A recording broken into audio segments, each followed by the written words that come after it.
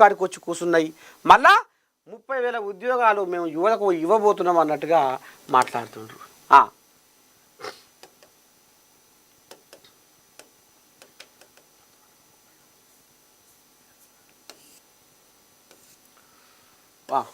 ఇకపోతే అసెంబ్లీలో చర్చకు కేసీఆర్ సిద్ధమా? అసెంబ్లీలో చర్చకు కేసీఆర్ సిద్ధమా? గోదావరి జలాలపై సీఎం రేవంత్ సవాల్. ఆధారాలు మీ సంతకాలతో చర్చకు వస్తా. ఒకరోజు గోదావరి, మరో రోజు కృష్ణా జలాలపై చర్చకు రెడీ. దమ్ముంటే చర్చకు రా. వ్యవసాయాన్ని పండుగ చేశాం, రైతు భరోసా పూర్తి చేశాం, రైతుల ఆశీర్వాదం వల్లే నేను సీఎం అయ్యా. రాష్ట్రం దివాలా తీస్తే ఆ ముగ్గురు ఎలా సంపన్నులయ్యారు? గోదావరి జలాలపై అసెంబ్లీలో చర్చకు కేసీఆర్ సిద్ధమా అని సీఎం రేవంత్ రెడ్డి సవాల్ విసిరారు. అసెంబ్లీలో చర్చ కోసం స్పీకర్కు లేఖ రాయాలి. కేసీఆర్ చెప్పిన తేదీన అసెంబ్లీలో చర్చ చేపట్టే బాధ్యతను మంత్రి శ్రీధర్ బాబు తీసుకుంటారు. ఆధారాలు సంతకాలతో అసెంబ్లీలో చర్చకు వస్తా. కేసీఆర్ సిద్ధమా? ఒకరోజు గోదావరి జలాలు, రెండో రోజు కృష్ణానది జలాలు చర్చిద్దాం. గతంలో సంతకాలు చేసిన కాగితాలు అసెంబ్లీ ముందు ఉంచుతా అని సీఎం అన్నారు. రైతు భరోసా కార్యక్రమం విజయవంతంగా పూర్తయిన సందర్భంగా సచివాలయం ఎదురుగా రాజీవ్ గాంధీ విగ్రహం వద్ద రైతు నేస్తం కార్యక్రమాన్ని నిర్వహించారు. ఈ సందర్భంగా రేవంత్ రెడ్డి మాట్లాడిండు. మొత్తానికి నువ్వు సిద్ధమా? ఇక బీఆర్ఎస్ కోళ్ళాగలు నోరు తెరిస్తే ఏమంటున్నాయి అయ్యా అంటే,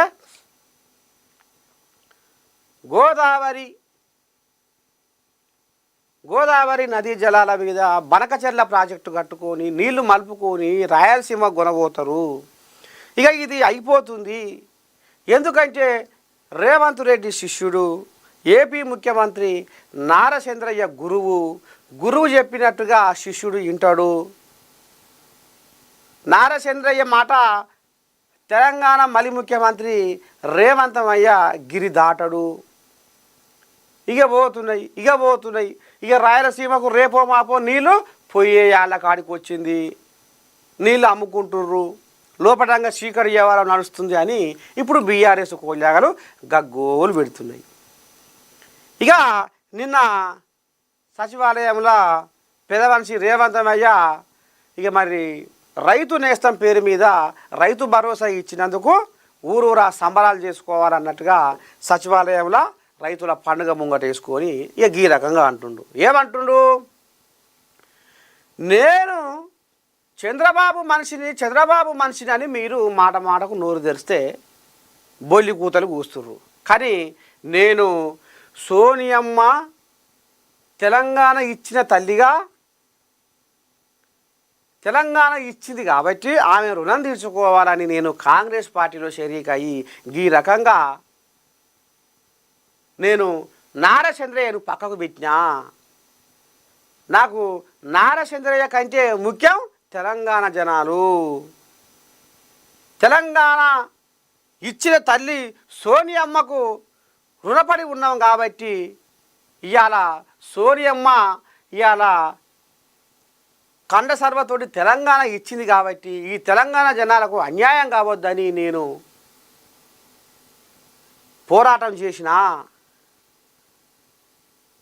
అని ఈ రకంగా నారా చంద్రయ్యను నేను కాదనుకున్నా. తెలంగాణ జనాలకే నా జీవితం అనుకున్నా.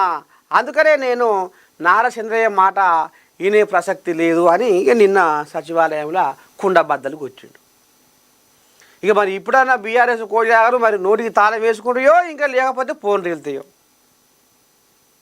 మొత్తానికి నారా చంద్రయ్యకు నాకు ఆయనతో నేను అంటగాగేది లేదు, ఆయనతోటి ఎటువంటి సోపతి లేదు. ఏమయ్యా అంటే ఏమయ్యే అంతవరకే, మర్యాదే పేకాటే అనేది ఇక మొత్తం